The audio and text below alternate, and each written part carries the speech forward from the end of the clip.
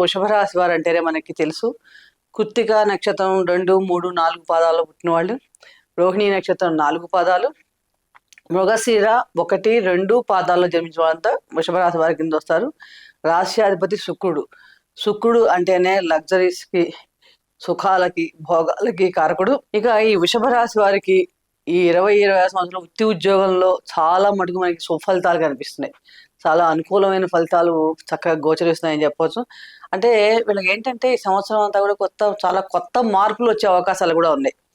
మొదటి 6 నెలలు కొంచెం భార్యాభర్తల మధ్య చిన్నపాటి విభేదాలు, ఘర్షణలు ఉండే అవకాశం ఉన్నాయి కాబట్టి వీలైనంత వరకు ఇక్కడ కొంచెం వీళ్ళు వాటిని కంట్రోల్ చేసుకోగలిగితే చాలా బాగుంది. జూన్ తర్వాత ఉద్యోగస్తులకి ప్రారంభంలో ఎంతపాటి ఒత్తిడులు ఉన్నప్పటికీ కూడా వాటిని అధిగమించి ముందుకు సాగే శక్తి మీకు ఈ సంవత్సరం చక్కగా ద్వితీయంలో గురువు కూడా ఇస్తున్నాడు.